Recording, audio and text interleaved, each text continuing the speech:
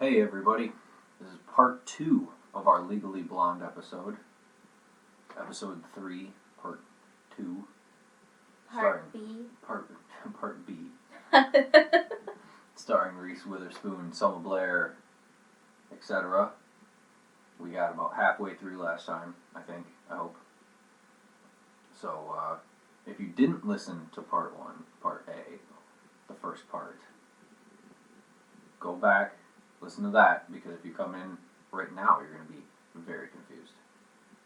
You're not going to... Why are you laughing at me? I'm trying not to. Why? What's so funny? Nothing. Okay. I'm Matt Klaus. I'm Tara Caustic. And this is the Themes to Be Seen podcast.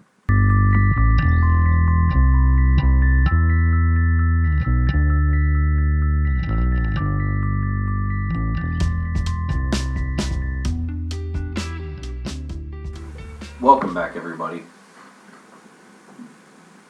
Legally Blonde episode part 2. Part due. Where did we leave off? We left off at the party. Elle had just said to Warner that came to the realization she was never going to be good enough for him. This is the turning point in the movie, and this is when the camera zooms in on her face. She's beginning to understand that she's been on this journey for all the wrong reasons, and that she is capable of doing it for herself. She definitely... And now she is going to show everyone how valuable Elle Woods can be. Yes. And pop music.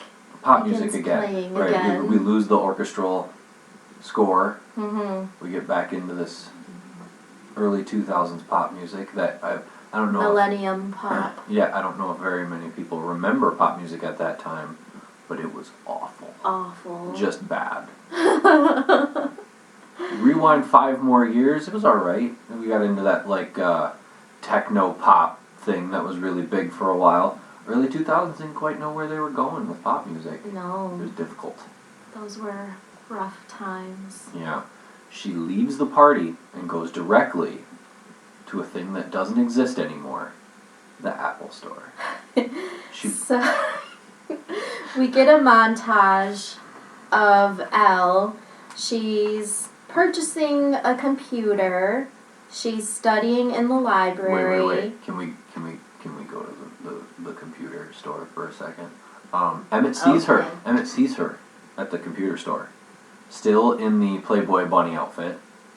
Oh, yeah. Yeah, that's right. Yeah. She's just like, don't ask. Yeah. Still in the Playboy bunny outfit. Buying get this everybody, a Mac iBook 1, which still has a resale value of $700. Why? She's so determined, she doesn't even think of changing out of this costume. She goes directly to the store. Yep. Still in her Playboy, but pink Playboy bunny. She is on a mission. She's on a mission. Now we start the montage. She's studying. She's in the library. This is the first time we see David fulfilling that role of just have to be there. Just have to be a human. She's much shorter than him, and He's a tall guy. She's trying to reach a book that's on a shelf much higher than her. He walks in just a stuff in his face with this sandwich. Like, his cheeks, he is chipmunking the sandwich. And he just looks over, he looks at her, and he looks at the bookshelf, and he just half-arm reaches up and hands her exactly what she's looking for, and she says thank you. And the actor who's playing David, I didn't even catch his name, he looks very surprised that she's like, oh wow, thank you. Like, she's so polite about him just having reached a book. Because we're in times now where I know a lot of men have told me they feel like they have to be careful about their chivalry.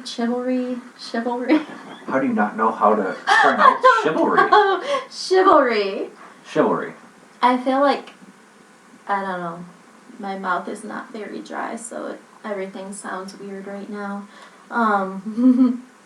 But yeah, like I've talked to lots of guys that say they try to hold doors open for women and the women seem to get offended. Yes.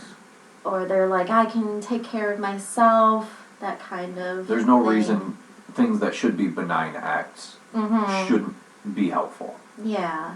And that's what we see here. Is to him, it's a benign act of simply holding his hand out and picking up a book. Where if it had been Enid in that position, she might have thrown a fit or something, or been like, I can get it myself. Right. I don't need you. I don't need your help. Right. After this montage is one of the most meta moments in the movie. Well, the montage continues, and I feel like it's really demonstrate. Oh my God, I cannot talk now. Hey, it's all right. Elle is really demonstrating her multitasking and time management skills, and she's still portraying her feminine self while doing all of these things. She's still doing the things we saw in the opening of the movie. She's still, like, she's in the salon. She's getting her nails done, getting her hair done. She's exercising. She's still taking care of herself personally, but she's also, on top of those things, studying law. And then we see that she's gaining her confidence because she's raising her hand in class now. Answering questions. Yeah, and then she's gaining that confidence, but she's about to really demonstrate to herself that she can apply these things and really use them outside of school. Yes. What I was going to refer to is Bruiser on the chair watching a Taco Bell commercial from the year 2000. Now again, let's throw our audience back to the year 2000. Did the dog fart? Yes, he did. Oh man. I'm trying to breathe now. So we didn't get one of these. We didn't get one of these in episode 2. No part of the Get Out episode involved an elf. Oh my God, dude! Elvis is just laying on the floor, just letting it rip right now. Oh my God!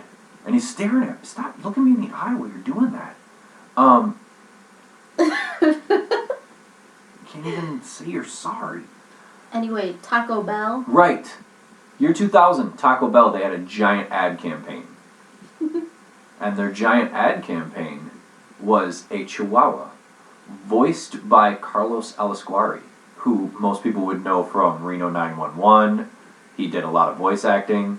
And Bruiser is just digging this commercial of this Chihuahua asking for some Taco Bell. And I don't know why that's so entertaining to me, but I thought it was a funny thing to put in. So, Elle is with Paulette. Because they're good friends now. They're friends now. And they're going to confront her ex and get her dog back. And her ex is played by a guy who was in a lot of people would know him. He was the janitor in the Breakfast Club. Had a small part in The Sopranos.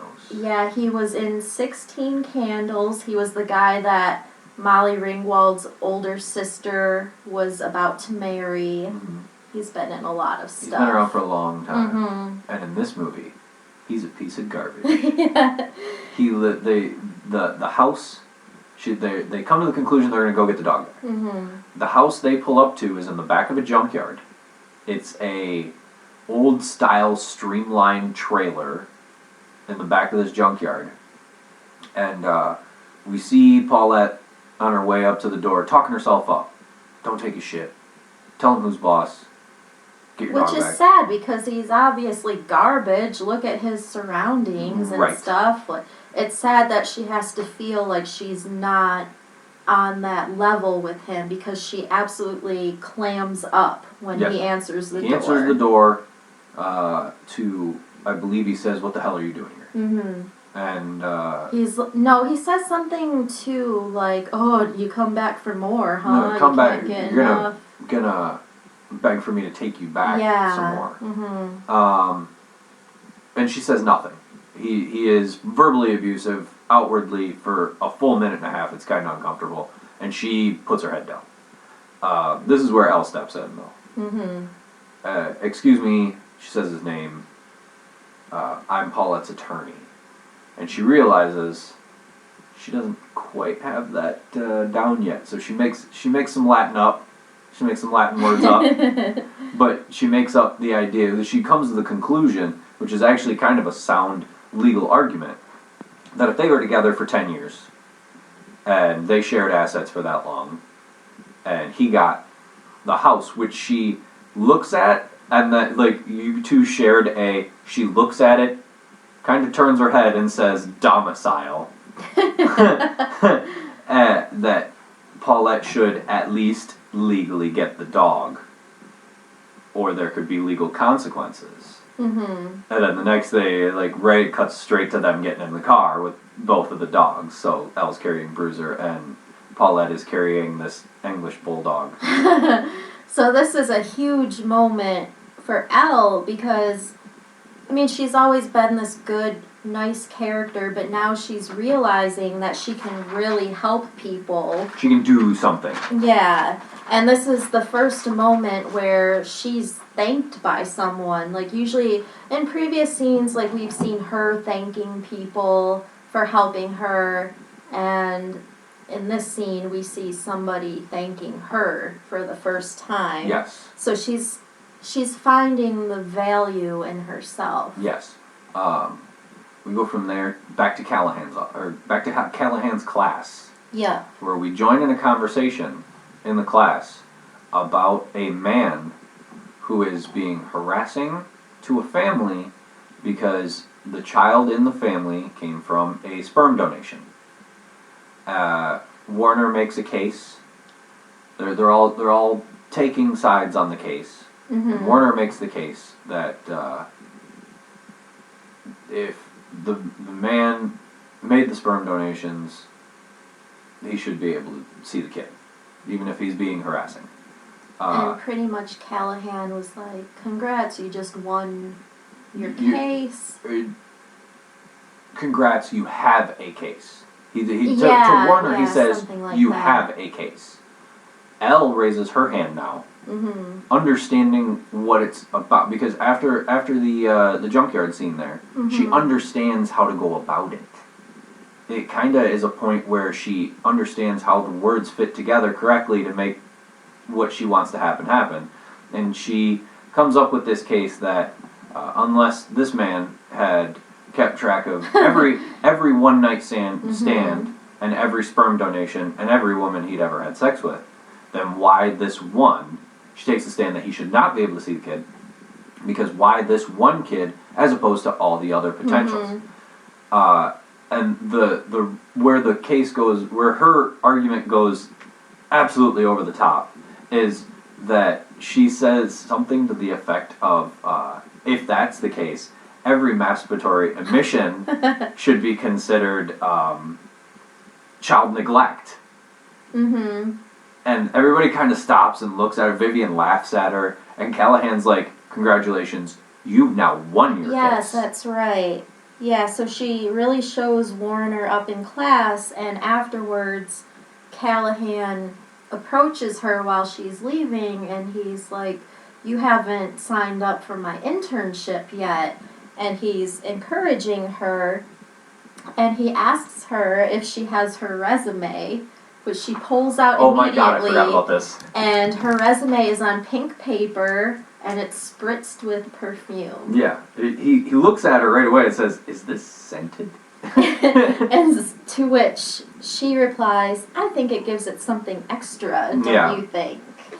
So she leaves the class, and then we see Emmett talking to Callahan, and they talk to each other like they've known each other for a long time. Mm-hmm. And if you've never seen the movie, hey, what's all that jazz about?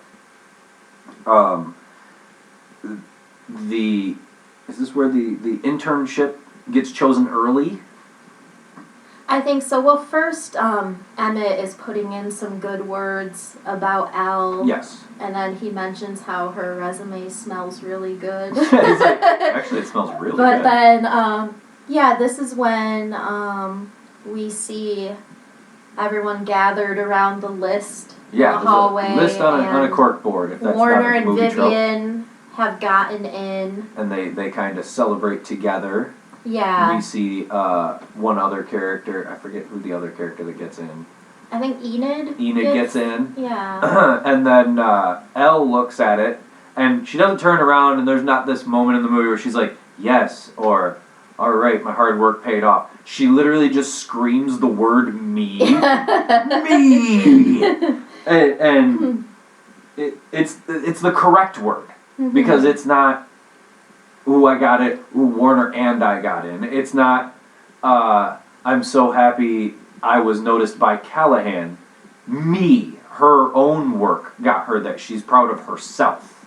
So then she has this moment where she's kind of standing there, and then she sees Warner and Vivian, and she approaches them, and she's bringing up an intimate memory that she had shared with Warner right in front of Vivian. 4 fantastic hours in a hot tub after a winter formal. And then she's like, do you remember that? And then she's like, this is so much better than that. And she walks away right away, to which Vivian says to Warner, 4 hours, huh?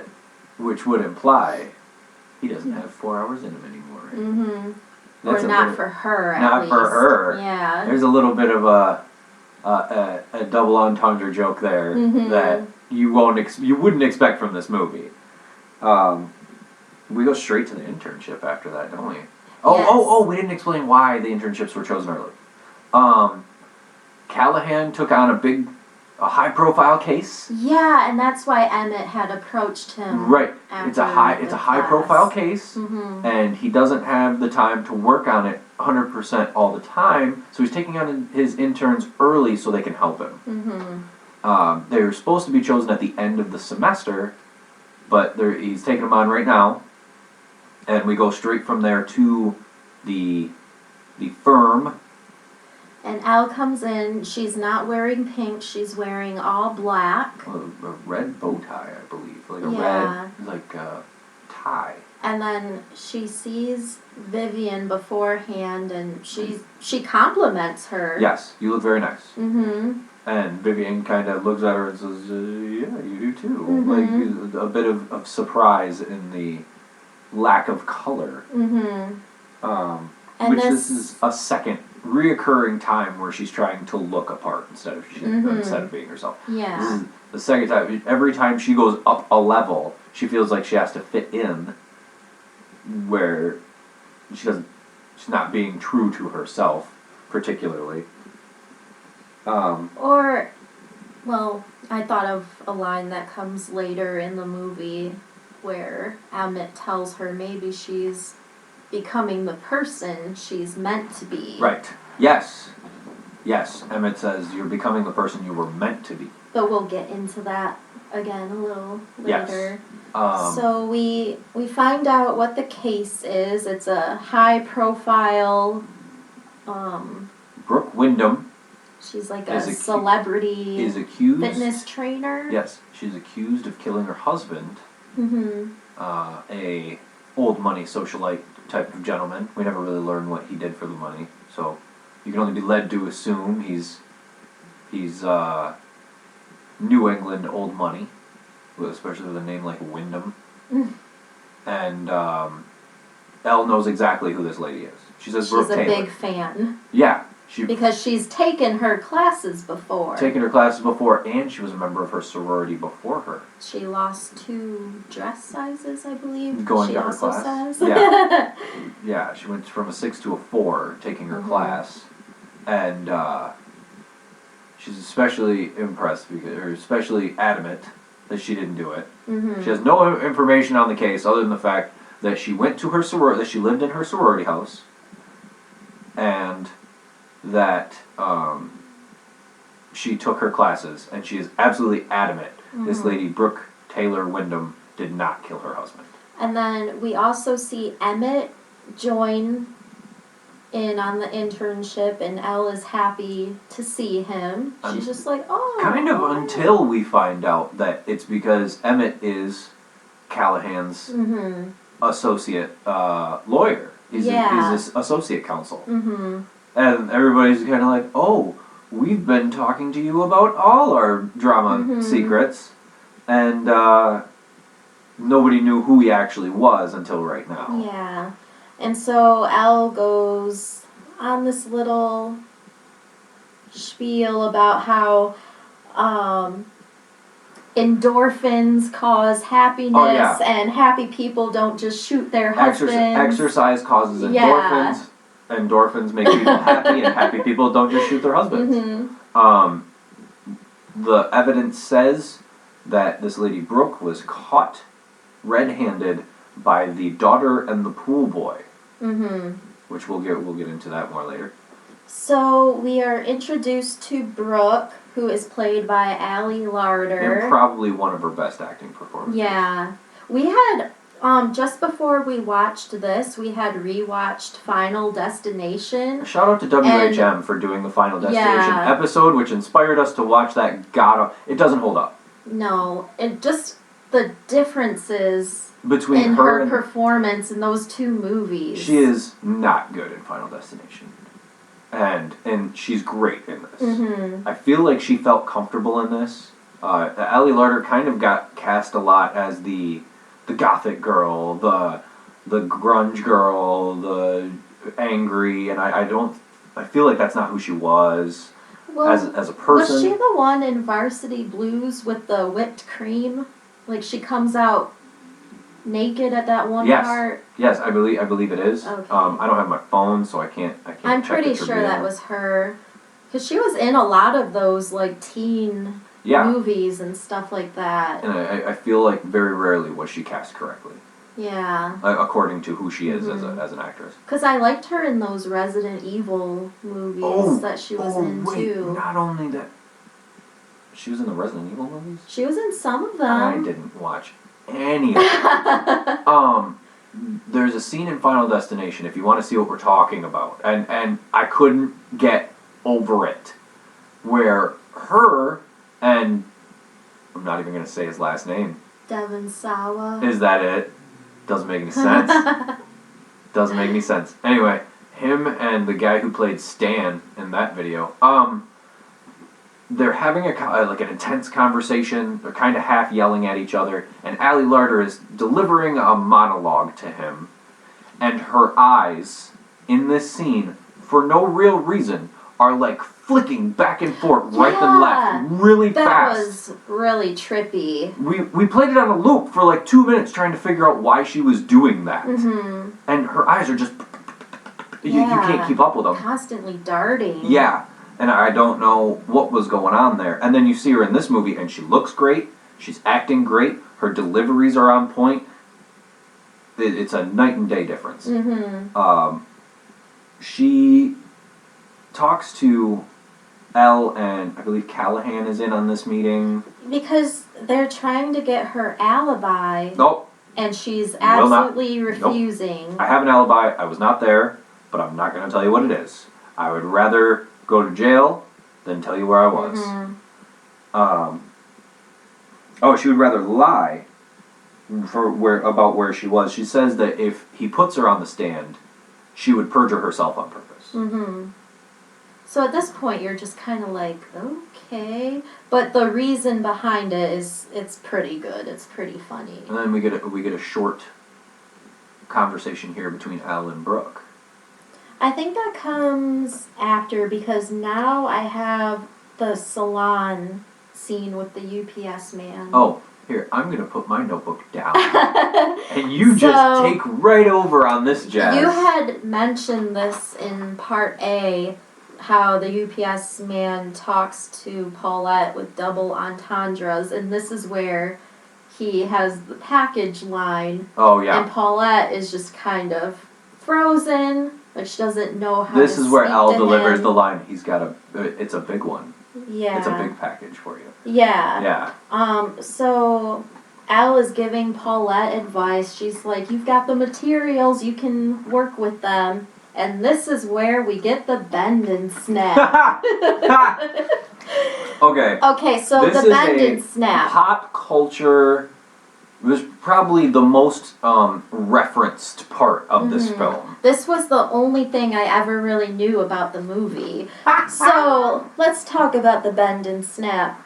The bend and snap has a 98% success rate of getting a man's attention and an 83% return rate of a dinner invitation when used appropriately. Are there actually moves like, do girls actually talk about having moves like this? They got the moves?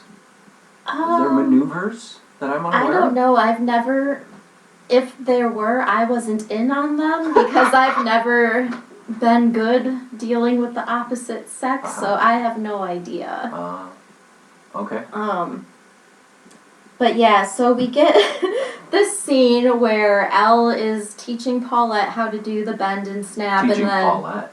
Teaching the whole goddamn salon. The entire salon gets involved. Joins in like a fucking electric boogaloo dance circle. And so Elle is just like encouraging everyone, and then it ends. This guy. At the end of this short musical scene, the owner of the salon we see walks in.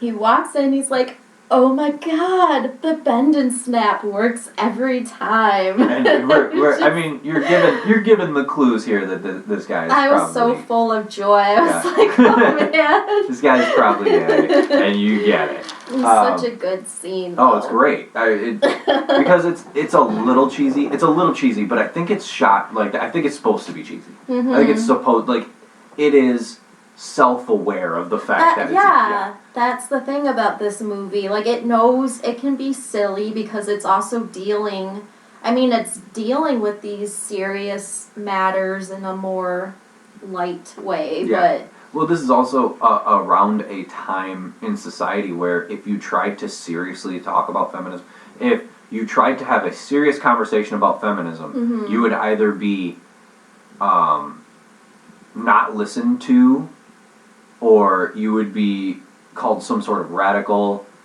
stop, everything is fine. In the early 2000s, feminism was catching kind of a hard rap. And plus, this was a time, too, where Reese Witherspoon was still pretty young. Like, she was still, coming off of doing those, like, teen movies. Cruel Intentions. Yeah, and so this was, like, a big vehicle for her, I think. Like, a big, like, leading star if you're a fan of Cruel Intentions, if right now you haven't seen Cruel Intentions in a really long time and you're a fan of it, my advice to you is never watch it again. Why is that? Because your memories of liking Cruel Intentions are your memories of liking it. If you watch it again as an adult, 20 some odd years later, it's not going to be as good. You're going to ruin your positive memories of this movie because it is not what you remember it being. It actually strikes pretty hard as creepy now.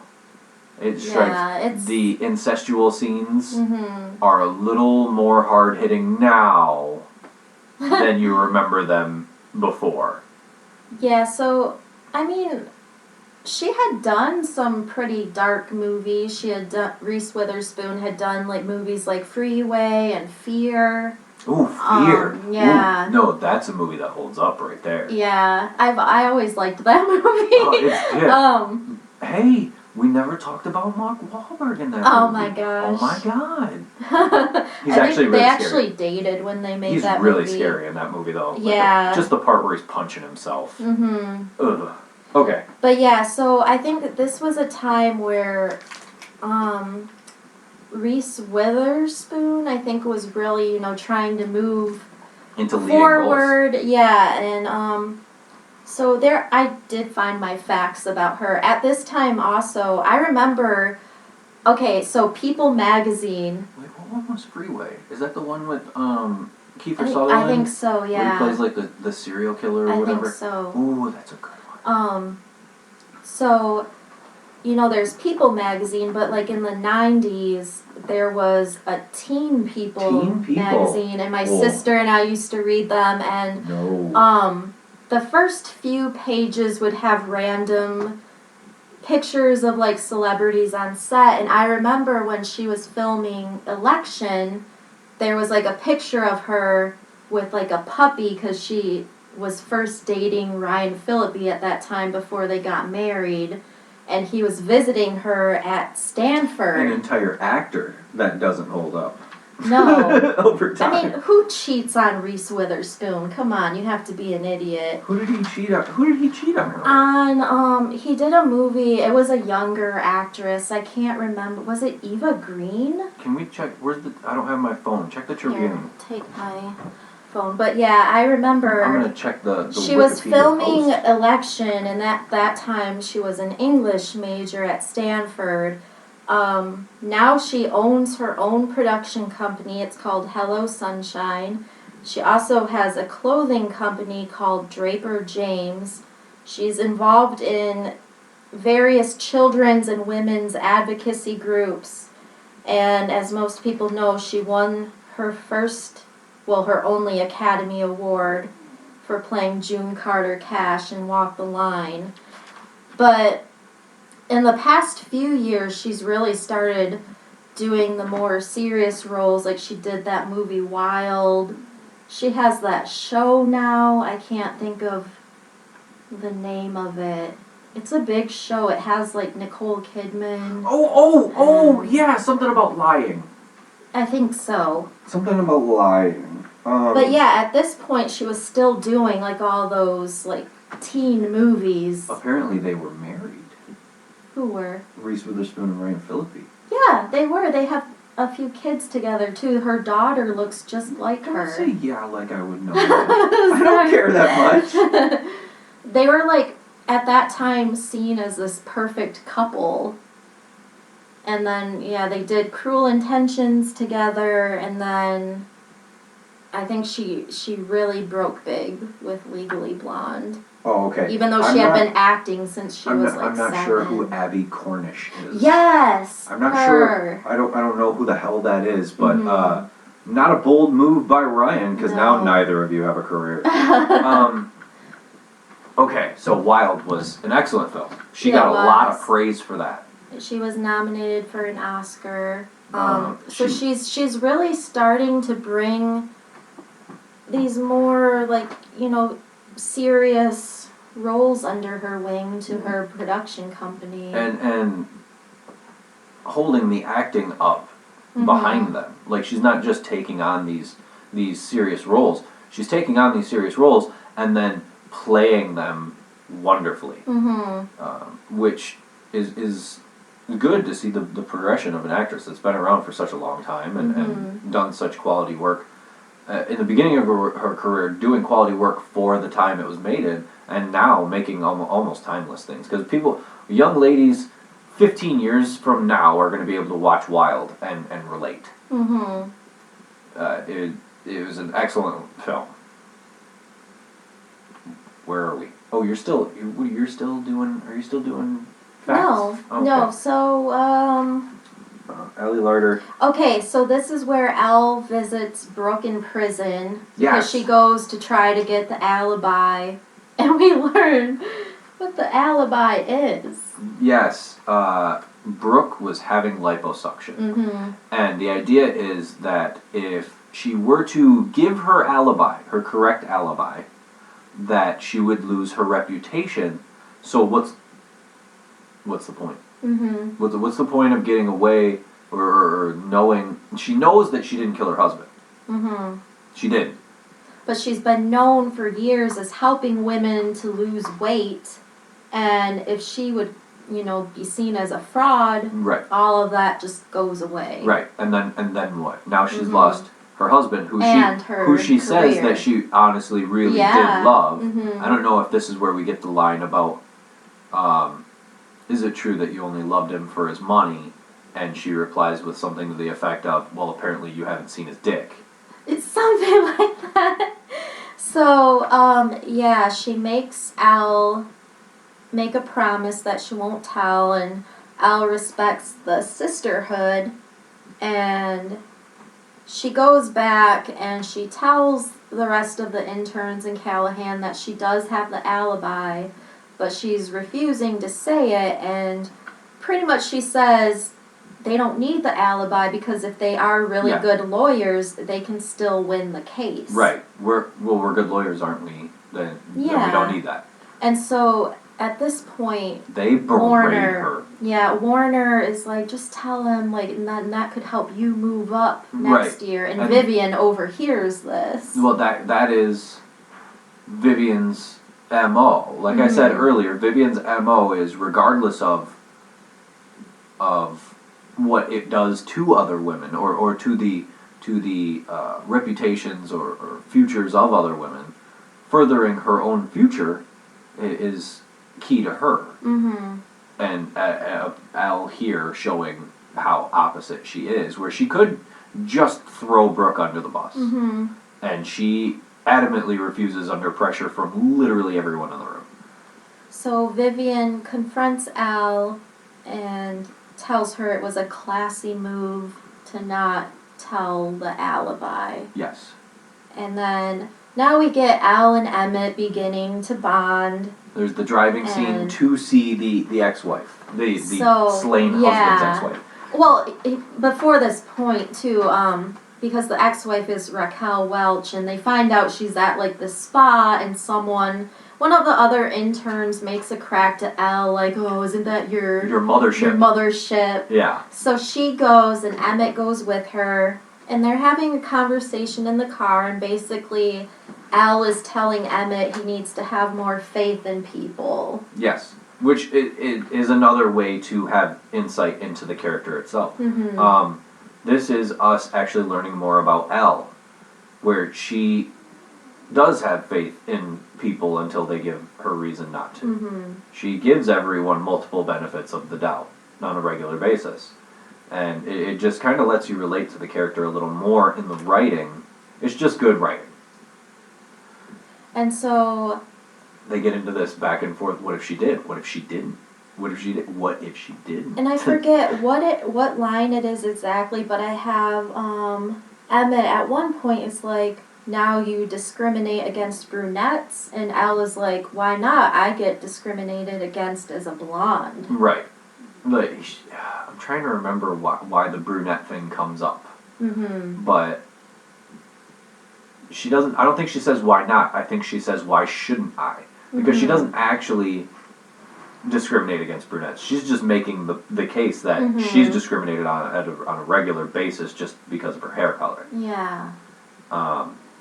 They get to the spa, and this is Raquel Welch just eating a scene. Just whole mouth biting a scene. She's laying on a table. She's got the stereotypical cucumber slices on her eyes. Oh yeah, that's okay. The discrimination line comes after that scene. Okay. They're trying to question her, but she's refusing to open her eyes. So she takes the cucumber off her eyes and introduces themselves. She's got the mask on, and she's laying in a something. She's all wrapped up. It's weird. I've never spa'd, but me either. Yeah. But basically, this is where she brings up the pool boy. Well, also the line where Raquel Welch's character says that her daughter, the shared daughter between the dead husband and her, constantly says that Brooke is quite the little bitch. Yeah. And then she says that she's under the impression that Brooke has been carrying on an affair with the pool boy. Mm-hmm. And that's where we get that. So then this is they're driving back, and then this is where we get the line where, because Al thinks the mom is lying, and we get line. How do you know she's lying? Yeah. Well, did you see her hair? So Emmett drops Elle off, and he tells her he wants to see her use her power for a greater good. Yes. And then we get a little nod to his brother Owen because he's like, how do you think I would look as a blonde? Right, he says, how do you think... no, he says, wouldn't I look ridiculous as a blonde? But he would pretty much look he just would be like... exactly like Owen. So, and that's kind of a reach out to the audience there. Yeah, so... Wink, wink. So Ella's walking back and she overhears David being... just made fun rejected by two girls. Like, not just rejected. They didn't say no. They are making fun of him to his face. Yeah. Why would we ever go on a date with someone that looks like you? Because he is kind of a... he's just a normal-looking guy. There's nothing... He looks scared of everything he all looks the scared time. He looks of uptight. everything. Yes. And they're handing it to him. And she's walking up these stairs, and she stops and turns on a dime and comes back and slaps him right in the fucking face. Just bow! And you don't expect it. Because you're like, oh, she's gonna go help him. Nope.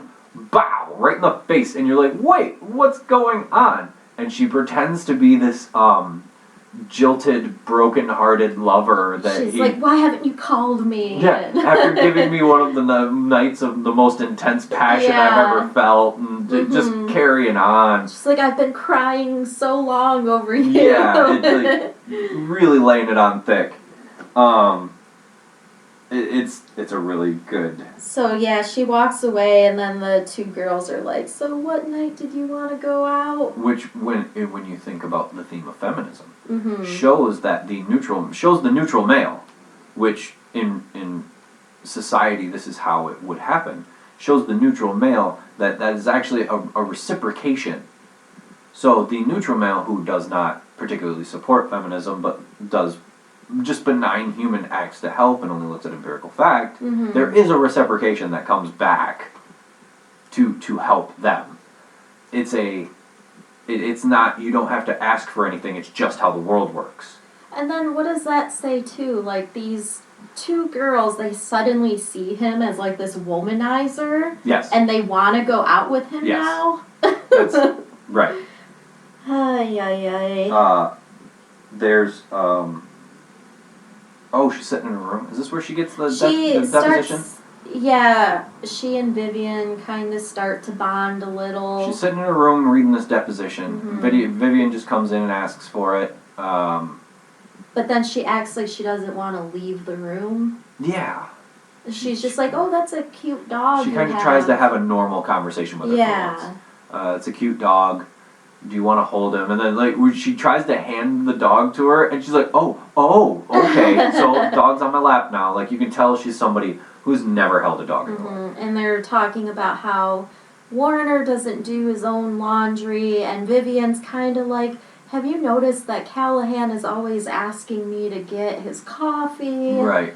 Like that kind of thing. He never really talks to me as much as an equal as you. Yeah, and then Vivian is like, did you know Warner was on a wait list? Didn't even get into Harvard right away. He was waitlisted.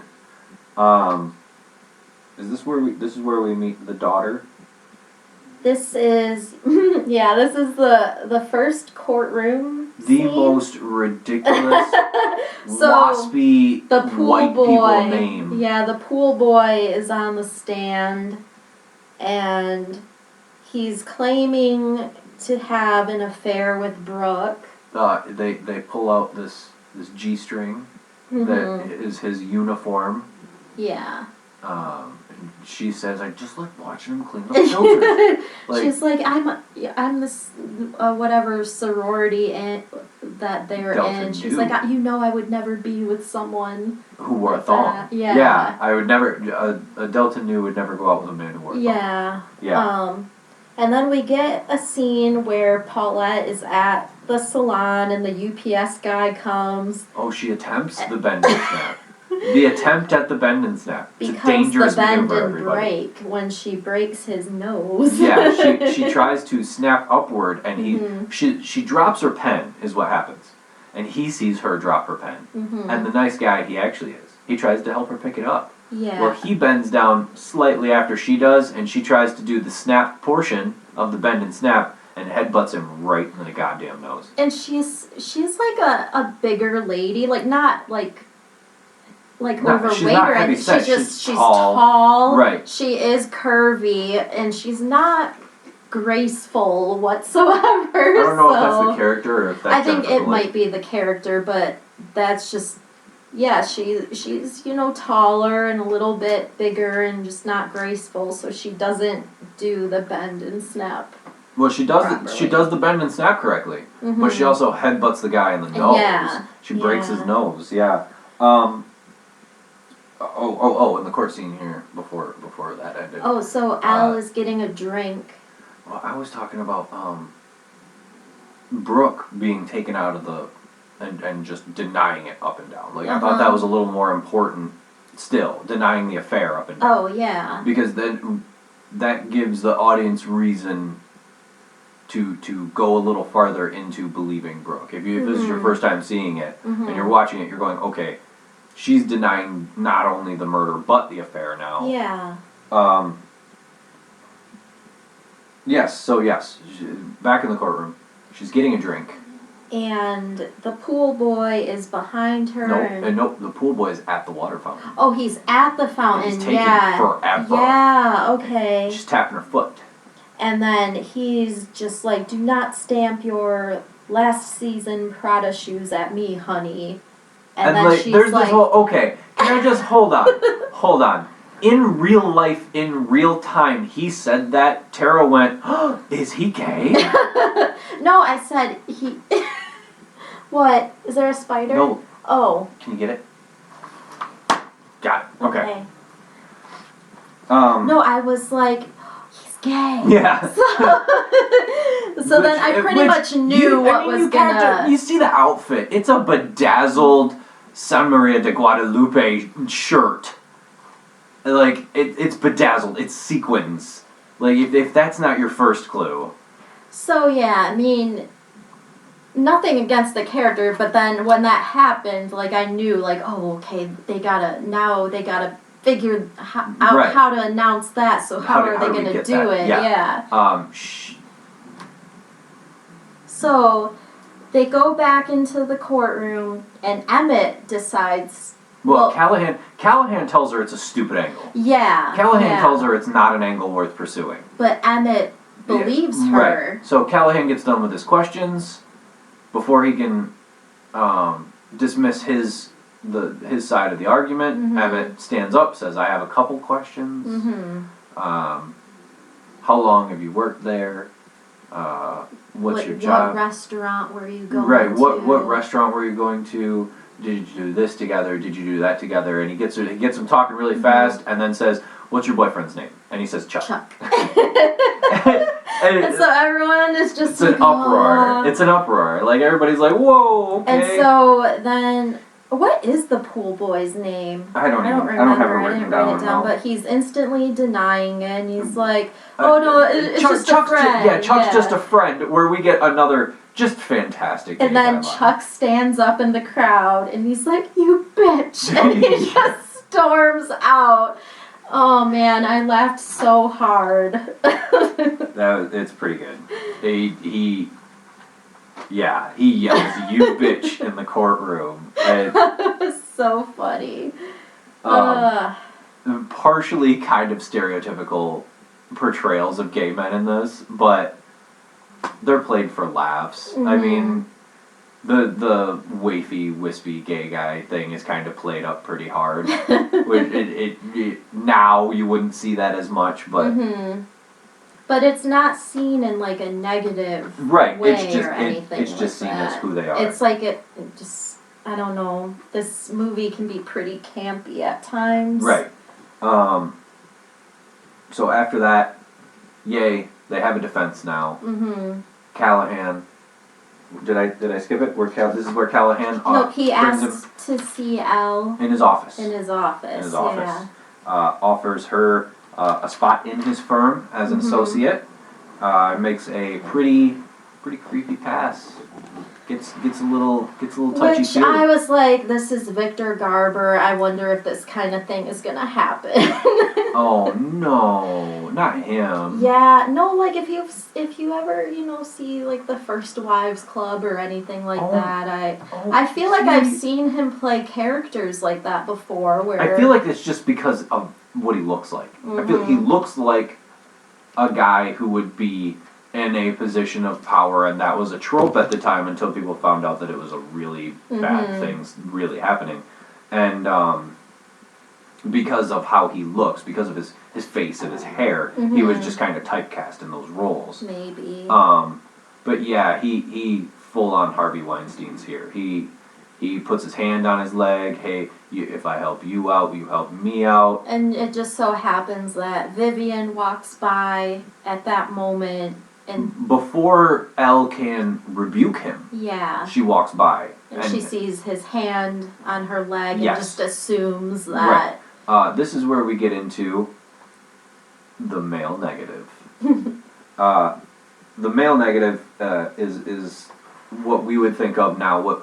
It's been a feminist philosophical term for many years, but in the last couple of years, it's what the Me Too movement has focused on is men in power or men with some sort of sway in whatever situation, using either women or the feminist ideal only in the sense that, okay, I can help you, but only if that help is returned to me in some sort of sexual or social manner. Or like, I'll give you what you want if you do this for me. Yes, that is what would be known as the male negative in the situation in the situation of feminist philosophy, which is played up pretty hard here. Like, he is obviously a scumbag, and this is actually the first time you see the turn. Like, up until now, you don't think either way. No, They don't give any big hints. The only big hint you get is him making Vivian do all his busy work, and Elle being a regular part of the team. Which really, I think, says a lot, because I think that goes unseen a lot. Yes. Like, people don't think about the clues and stuff like that. After she sees Callahan taking the credit for the pool boy defense. He's saying, it was all me, I'm a genius. He's on TV talking to like a press junket or something. I just had this feeling, blah blah blah, and everybody's like, wow, what an asshole. Like, it's a scene where there's a mutual look between everybody in the room where we can't believe he's saying it was his idea. He was the one saying it was a stupid angle. So Elle is really angry. Oh wait, did we even talk about when she goes to see her with the gift basket, or is that when she gets her liposuction alibi? Because she takes her the gift basket. Yeah, that we talked about. Oh, okay. I felt like that was two different scenes for some reason. No. So Elle runs out. Yeah. She quits the internship. She runs into Emmett, tells him what happened, and Emmett doesn't question her or doesn't try to defend Callahan or anything. I know what I'm thinking about. I'm thinking about when Emmett and Vivian go to see. Yeah. So Emmett is trying to stop her from leaving. Yes.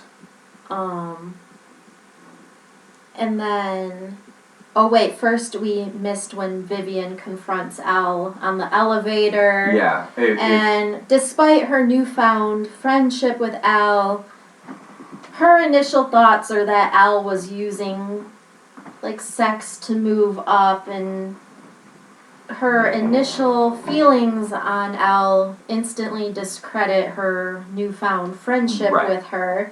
So Vivian suggests that Elle sleep with the entire jury as well, and this goes back to, that thought of not having faith in people, not, believing in them. She instantly is just like, well, you're You are who I thought you You're are. trampy, Right. basically. So yeah, so then Elle runs into Emmett, and she, because of what just happened, doesn't believe that she has earned her place. She thinks that Callahan has just been giving her like, you know, the spot in the internship because of the way that she looks, not because of what she's been bringing. Which is a good point to make for the audience, because she's saying these things, but we watched as an audience watched the whole thing, so we as an audience know that's not true. Whereas she could have that self-doubt that Callahan put her in that position to do these things. We know because we've watched it all. She actually did earn it. Yeah, and that's why I ended up liking the Emmett character even more, because he's been working with Callahan, but he's not instantly like, well, I agree with Callahan because he's a man in power. I feel like at a certain point he does call him an asshole. I think it's when he's taking credit for the pool boy defense. He's like, oh yeah, he believes Elle because he has that faith in her. Yes. And so, but unfortunately, that's not what happens in most cases. Usually, people believe the person in power, not the one, you know, coming out against them. So, Elle packs all her stuff in her Porsche. Yeah, well, she tells Emmett it's time to stop being someone that she's not, and this is when Emmett is like, well, what if you're trying to be someone you are? You're becoming the person you're supposed to be. Yeah, which is an awesome line. She packs all her stuff in her Porsche, goes to the salon to say goodbye to Paulette. Yeah. She's explaining what happened. She's explaining why it sucks, and she has to quit. All that jazz, and surprise, surprise, who else goes to that salon? Professor Stromwell. Professor Stromwell. Just sitting there, and I believe the line is, if you're going to let one prick ruin... If you're going to let one stupid prick ruin your life, you're not the girl I thought you were. Which is a good line. I mean, it's cool that, because Professor Stromwell comes off as this uber strong but cold woman, and she gave the reason free of passion line as such an important thing. You wouldn't expect her to be so passionate about something, but it's a good and she might have been in that position once in her life too, multiple times. Yeah, which would be especially hard considering if you're gay, which the actress is gay. We can only assume. So, and I mean, she's been watching Elle, you know, work harder and gain more confidence and stuff. So then this is where Emmett and Vivian visit Brooke, and Emmett tells Brooke what happened, and Vivian starts to feel bad. Well, Emmett tells Brooke what happened. First, there's a line between... I'm trying to remember. There's a line between Emmett and Brooke, and Vivian gives a, yeah, well, good riddance kind of thing. And he looks at her and tells her, why don't you shut up and stop talking about things you don't know about? Yeah. Like, he puts her in her place. Yeah, and so I think Brooke is like, well, where's Elle? And Emmett tells her that she quit because Callahan had hit on her. And then this is where Vivian was like, I think I made a big mistake. I made a huge mistake, yeah. So they basically imply that they're gonna go get Elle back. Right, but the downside is, how are they gonna get Elle to work with Callahan? How do we figure that out? Next thing we see is Brooke walking into the courtroom. Did I skip anything? Nope. Brooke walks into the courtroom. Her hair's done. She's wearing a slinky dress. And she walks right up to Callahan and fires him. And he's like, "You're stupid. Who else is you gonna be who else is gonna be your lawyer?" And the courtroom doors open, and it's this big, it's this super campy reveal scene, but the visual symbolism behind it is excellent. She's wearing... Yeah, so the doors open, and it's a low camera shot. It's set on Elle's feet. And it pans up. And the camera starts panning up. We see that she's wearing all pink again. Mm-hmm. She has a bag, and Bruiser is in the bag. She has her chihuahua with her. in the bag with her. Yeah. And so, yeah, she comes in, and they pretty much, Callahan is like, you're not licensed, like, you can't do this. And this is where David comes in again as the help of the male neutral has the empirical fact that a law student can represent someone if helped, if supervised by a licensed lawyer. And he said, you're never going to get another... Callahan's like, well, I'm not going to do that. And Emmett does. Yeah. Which, again, the male positive. Mm-hmm. David can't do anything particularly to help, but Emmett is just helping by being there. Mm-hmm. He's not doing anything for her.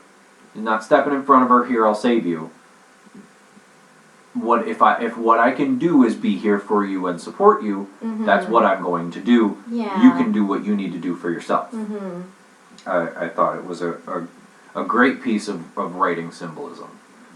So, The prosecutor says, I have no problem with this. Yeah. All this drama, I feel like this is all going to help me out in the end. So Elle is initially nervous and unsure. She's kind of taking a while to get her groove. She's giving out textbook first year and the judge is like, I know what these words mean. Yeah. So it eventually, this is where we see the daughter, Linda Cardellini. Linda Cardellini. If you've ever seen Freaks and Geeks, which may have been one of the best TV shows ever, like, it only ran for one season, and if you watched the season finale of that first season of Freaks and Geeks, which the cast was amazing. We had Linda Cardellini, James Franco, Jason Segel, Seth Rogen, like, all people who would go on to be amazing. She went on to be Velma in those Scooby-Doo movies. She's great as Velma. Then she does more serious stuff now. Except than she for was... right now. Recently... We'll get to that. But, like, she's been on Mad Men. I never watched Mad Men. She's done... What was that? La Llorona? That horror movie that recently came out? The James Wan? Yeah. She was in that. Now she's on the new Netflix hit... Dead to Me? Okay, I didn't know she was in Dead to Me. Yeah. What I was thinking of was she plays Hawkeye's wife in the Marvel Cinematic Universe. Yeah. Yes. Mm-hmm. So she has now been one of the... In the Marvel, if you watch those movies that had moments that centered around Hawkeye, she's at once a great support system, and the second time you see her, one of the most devastating scenes in all of those movies. I'm not going to... Nope. Yeah. If you still haven't seen... Endgame, first off, shame on you. Mm-hmm. Shame on you. Secondly, watch it. It's too long. It's totally worth your time. But she is in a devastating scene in that movie. Her name, in this movie though, is the waspiest. Like, they looked for what is a female old money name that we could make that you automatically don't like this character. And her name in this movie is Chutney. Why? Like, it's such a bad name. She is on the stand. Emmett lets Elle know that he's there for support. And he says that with no condescension whatsoever, which is a vital thing. It's not like, I'm here to help you when you fail. It's, I'm here for you if you need help. He also, there's a little bit of shakiness. You're talking about Elle having a hard time. But she doesn't know which angle to really... Right, she doesn't know how to go about it. This is her first time. The other lawyer, unnamed lawyer guy sitting there, he's like, hey, what are we going to do about this? And he's like, just have a little faith, man. Yeah. And we forgot to mention when Elle's two friends come in. Oh my god. And her two friends from her sorority they think show it's up. like this like show or something. It's like and a they're TV like, show to them. They're like, vote for Al. Yeah, they're oh look, there's even a cute little jury. Yeah, like yeah. They don't understand the gravity of the situation. Chutney tells Elle in one of her questions because Elle kind of asked the same question 3 times in a row About the shower. about the shower, but you took a shower. You didn't hear the gunshot because you were in the shower. What were you doing in the shower? Yeah. And then Chutney says that day earlier she got a perm. And this is where the light bulb Like she goes said, off. once we start talking about something fashion side, and she tells this short anecdote about a girl in her sorority who had gotten a perm once and didn't work out. And then she asks her why it didn't work out, and she's like, because you're not supposed to get it wet. and oh, there's also that funny line where Al is like, and perms don't work on everyone, but you've got the right cheekbones. And Raquel Welch is in the crowd, and she's just beaming. Yes. Because she's like, yes, that's my daughter. Yes. The math of it starts to fall together when Elle asks her how many perms she's gotten over her life. She says 2 a year, every year since she was 15. You do the math. She says, okay, so you've had 30 perms. Yeah, so she So basically is like, you know better. You know the rules Yeah. of getting a perm. Yeah. Rule number 1, you don't get it wet for 24 hours. She even drops the chemical name that causes I wish perms. I'd written it down, but I didn't.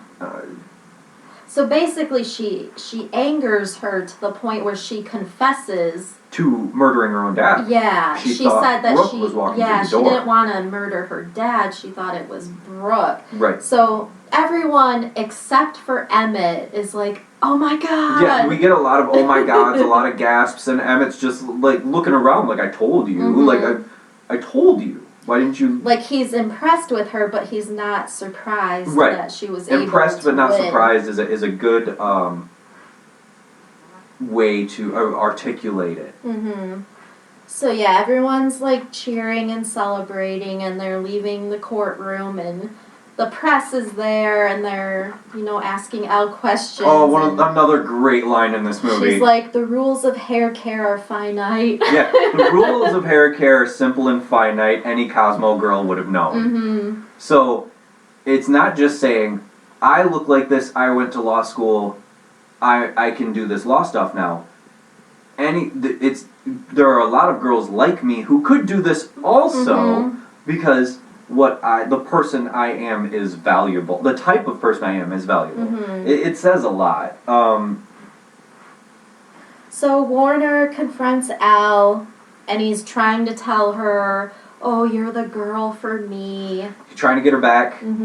I realized that you should be taken seriously, all this jazz. And Al is like, I've waited so long to hear you say that, but now it just doesn't mean anything to her. She delivers that "I've waited for so long to hear you say that" line in a sense where, like, if it's your first time watching the movie, she says that, and you're like, what the fuck? Yeah, you think that she's gonna give in. Right, but... and then she says, but if I want to have my own firm by the time I'm 30, I have to start taking things seriously. She's like, if I'm gonna be a partner in a law firm, by the time I'm 30, I need a boyfriend who's not such a complete bonehead. That's what it is. Oh, that's a good line. We cut to 2 years later.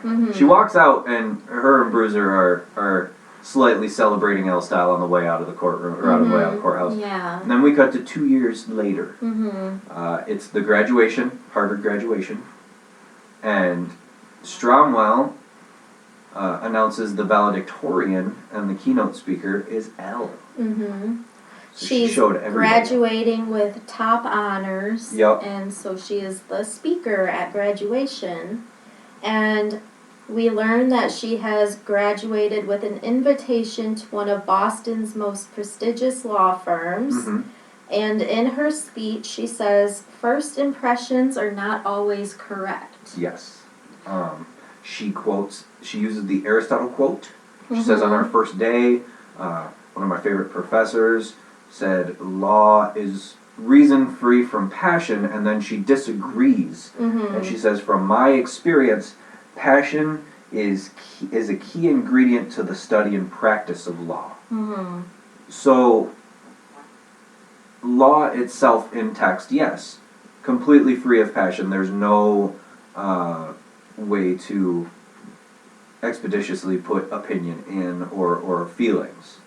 But the actual practice of it, the actual doing of it, passion is key. Loving it and caring about people is important. I thought it was a cool turnaround on the phrase. Her entire speech is poignant to the philosophies of the movie. It touches on every little thing that happened over the course of the movie without being on the nose. And basically she's saying, have faith in yourself. Yes. And then we Stay get true to yourself. Yeah, we get the cuts of the different people, and it's telling like what happened with them. Yeah. Like Vivian and Elle are now best friends. Yes. Paulette and the UPS man are married and they're expecting a child. Warner graduated without any honors. Without and any he's still job looking offers. for a job. Yeah. And Elle and Emmett have been dating the past 2 years. And he's proposing that night. Yeah, he's planning on proposing Yes. that night.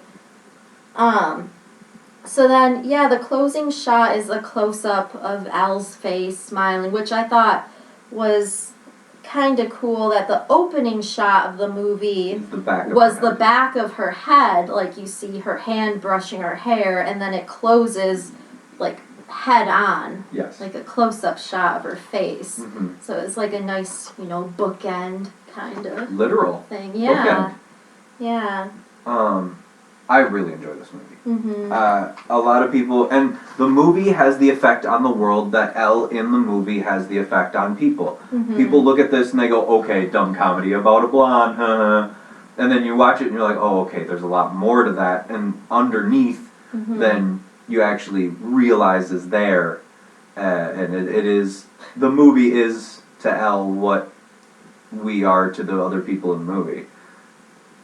There's a lot more to it. And I think that's probably why it took me, 19 years? 19 years to watch this it? movie, Yeah. because the initial trailers, I just didn't think it was appealing. I thought it was going to be just a dumb comedy, like a dumb romantic comedy, but it's so much more than that. Right. And now there's a Broadway musical based on this movie. Not only that, there will be next spring, if you're listening to this, next spring, if you're listening to this in the year of our Lord 2019, we're releasing this, the second weekend in June? If you're listening to this anytime before spring of 2020,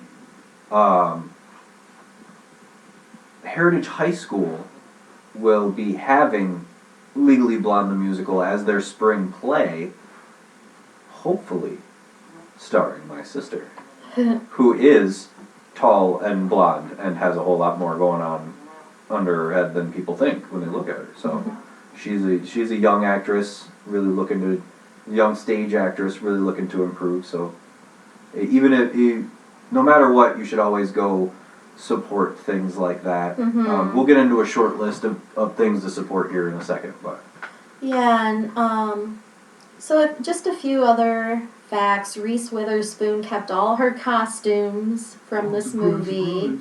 Chloe Savini turned down the role of Vivian. Thank God. Thank God. Sometimes Chloe Savini will blow you away with what she does, like in Russian Doll, and then sometimes I just cannot look at her acting. We recently started and then almost immediately stopped watching American Horror Story season Hotel, and we pretty much loved every season, but we're having a hard time watching this one. And part of my problem with it is Chloe Savini just non-acting. She's not delivering. It just wouldn't. What else? Other notes that you have?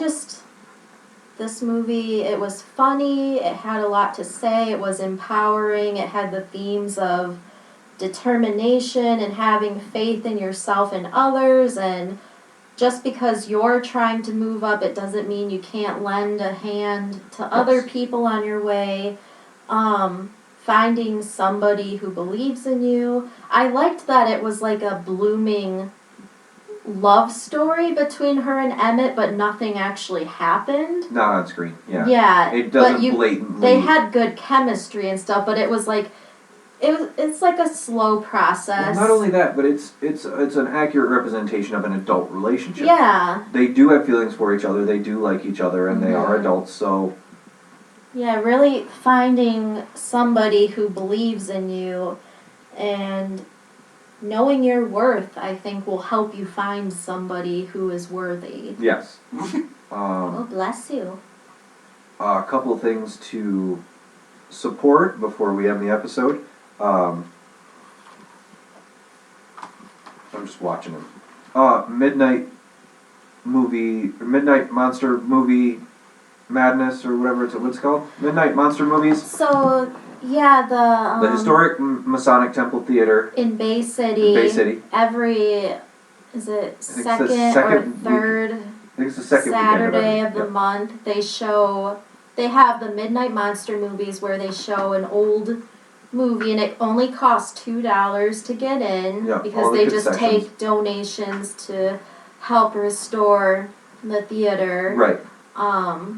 They do take credit cards now too. Woo. But that's always a fun thing that we like doing to go. Yeah, so support them because they're nice people, and it's run by volunteers, and it's a cool theater. It's cool to just sit in there, even if you're not watching the movie. It's really cool to just sit in there and look around. And plus the snacks are good. Like everything is $1. Everything's $1. Pop and pop the cans. candy and.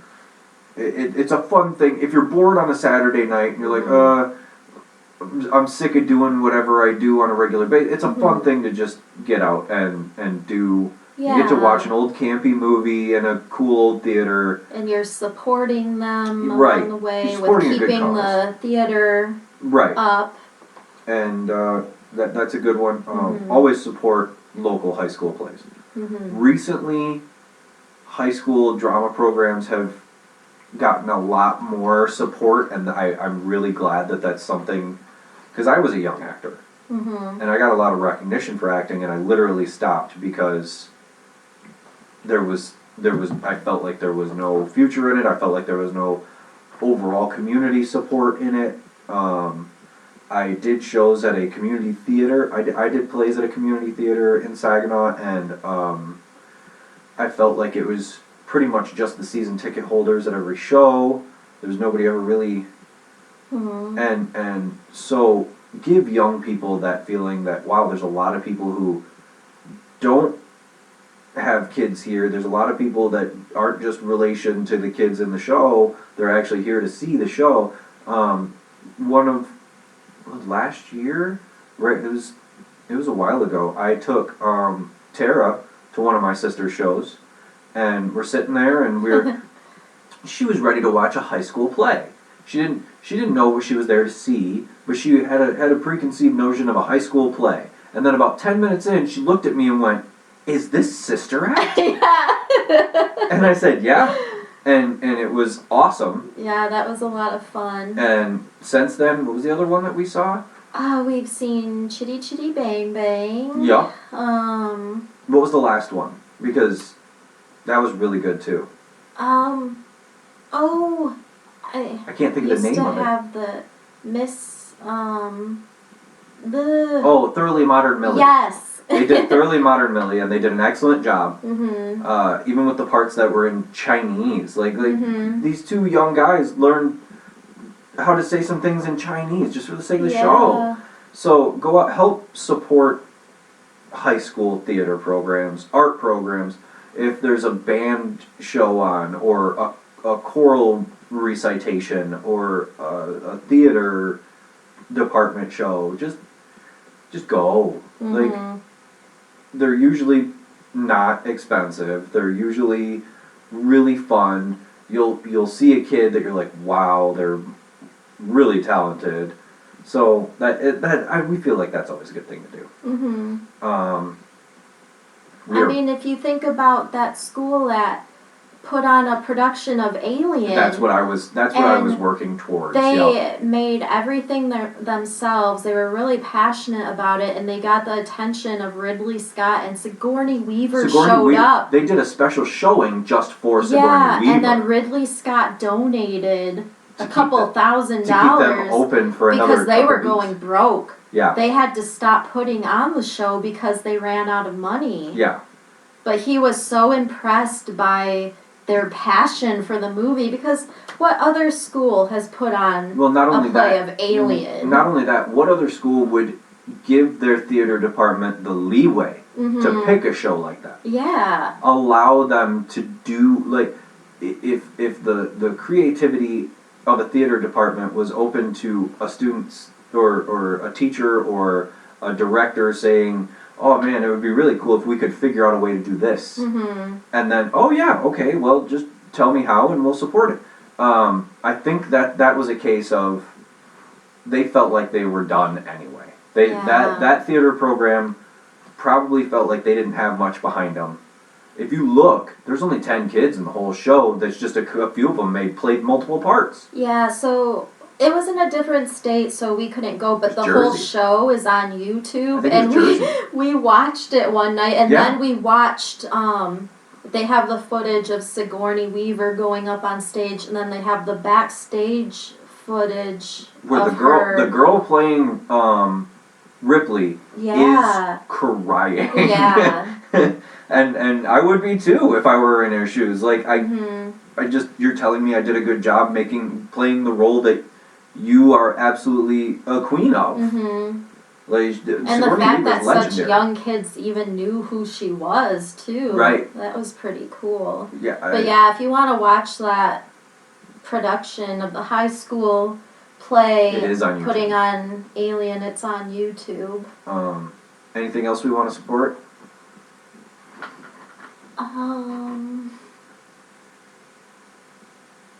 No? I can't think of anything right now. Okay. Yeah. Alright. Well, thank you. That was our breakdown of Legally Blonde. Probably a whole lot deeper than you thought it was going to be. We don't know what movie we're going to do next, so if you have any ideas, let us know. We're looking at our movie case right now. We're open to movies we haven't seen yet. Yes.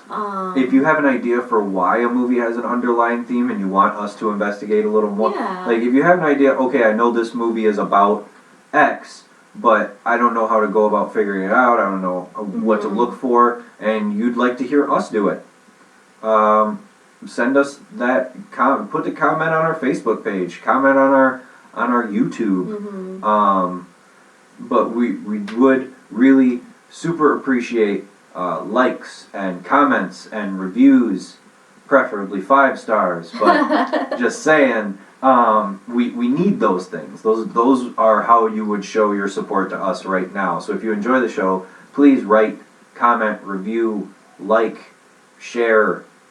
I mean, you don't have to do them all. That sounds like a lot of work when I say it like that, but that just every little thing helps. It's hard? Oh, I see what you did there. Jesus. Okay. Thank you all. That was Legally Blonde. Until next time, adopt, don't shop. And think pink.